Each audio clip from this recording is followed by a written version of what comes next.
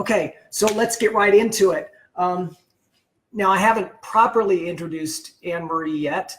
Marie Chiasson is an MD, and she is the director of Director of Programming for the Fellowship Program at the Center for Integrative Medicine at the University of Arizona. Did I get that right?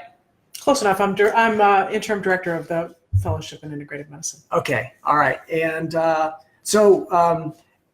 she invites me to teach there occasionally, and we've known each other personally for a decade or more. So that's how we know each other. And shadow is something that is of personal interest to both of us in our own spiritual path, and we thought we would talk about it and share what we know of shadow and our experiences with you. So do you want to give a brief definition of what you think shadow is? Sure. Shadow is unilluminated parts of self.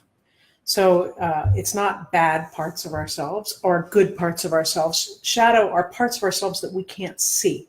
Carl Jung is quoted as saying, the problem with the unconscious is that it's unconscious. So they're parts of ourselves that are operating in the background that we are not able to see. Sometimes others are able to see. So when you think about people having hidden agendas, sometimes it's conscious and sometimes it's not conscious. Am I still not? No, I just want you to speak up. So I want to make sure that everybody can hear all this goodness that's coming from her. So it's unilluminated. And one of the things that I see is that people think it's going to be some terrible part of themselves, but it's not. Sometimes it's a really beatific part of yourself that you don't know about, but it's a piece that you have inside that you don't know about, that you project out onto the world and is part of the stance that you take. So let's give an example of what that might mean. Okay. So yesterday, I'm writing a book right now to go with the film that is going to be released, Is Your Story Making You Sick? So when I'm in writing mode, I just sort of stay utterly focused and in sort of that world. And sometimes I forget other things that are on my schedule. And so that's what I did yesterday. I actually had a meeting with a wonderful person that I was looking forward to, but I completely spaced the meeting. It was an hour and 15 minutes later, and I looked at my phone and I'd gotten repeated text messages and calls from this person. And so what happened for me is I felt shame arise, and I connected with that person immediately and expressed my apologies. And this person is a dear friend.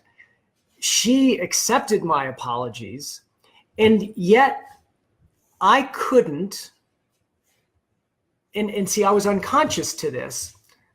I couldn't stop apologizing. And that kept going for a little while, and I kept processing all of that. And then later in the day, I got a message from this person, and she said, you apologized too much to me today.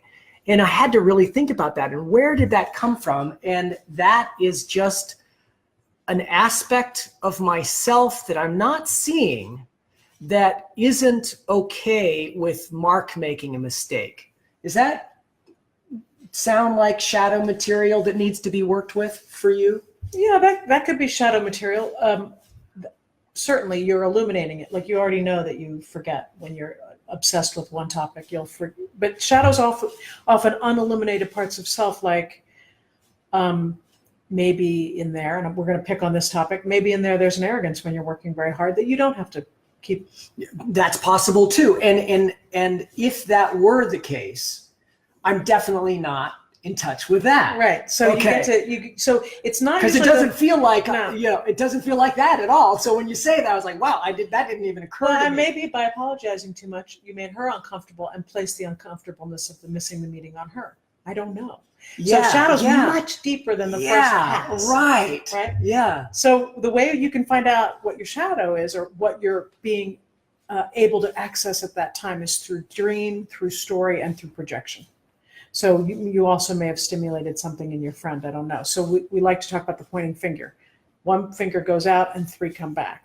So if she's like, oh, you're apologizing too much, maybe that's her piece to work with. Does that make sense? So usually shadow are much larger, broad strokes. See, this, like to me, this starts to get really it's painful, complex, right? And so it begs the question, like, what is there an answer?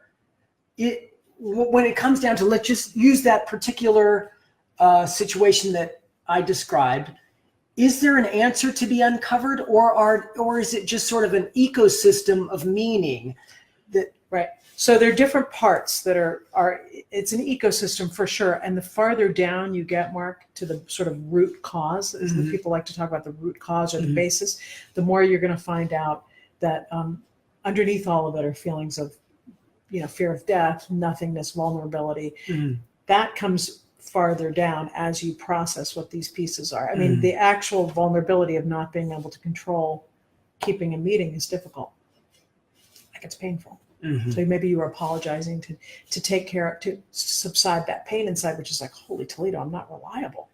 Whoa. And how many times have you bitched about somebody else who wasn't reliable? That person's not reliable. We're not going to use them. Right. That would be an unilluminated part of yourself. So shadow's just parts of yourselves that are unilluminated, and there's an entire ecosystem. Yeah. And we usually project it out onto the news, onto our friends, onto our political figures. Yeah, right. That's not me. This is me. They're wrong. I'm right. There's shadow right there. That's why you want to do the pointing finger. Yeah. One finger goes out, 3 come back.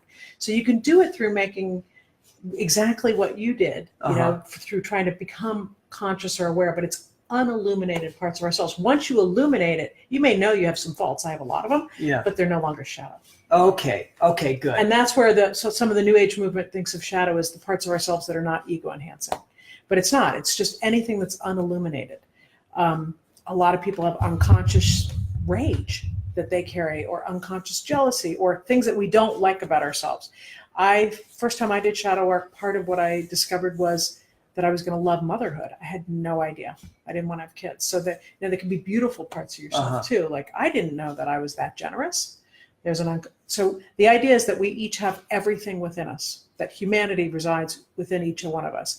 And we have to find these parts that are unilluminated. It doesn't mean you can't live a personal life. You can live a personal life and you can blow off a meeting and you can apologize for the next hour. Call me next time. I'll listen. Yeah, right. Wow, Mark, this is great. Nobody ever apologizes to me. No, I'm kidding. So, I mean, it's funny when you start to get the hang of it. So you live a personal life, but then when you sit to reflect, you want to bring these pieces up. And what's so interesting about shadow is that first you do the work individually for yourself to relieve suffering, and also you get called into it. But once you do enough shadow work, I think it has a collective impact, because you start to hold what's happening in the world without as much judgment, and you move into discernment. And I think that has an impact not only in our personal lives, but in our communities, to be able to move from judgment to discernment. And that's what shadow work also allows. I love moving from judgment to discernment, because in one personal relationship, one person that stops judging and just sees things as they are without adding any negativity, then that ripple of negativity doesn't go to the next person and then the next, right? It doesn't spread out. It's just like you, as you say, you start to hold it a little bit more skillfully.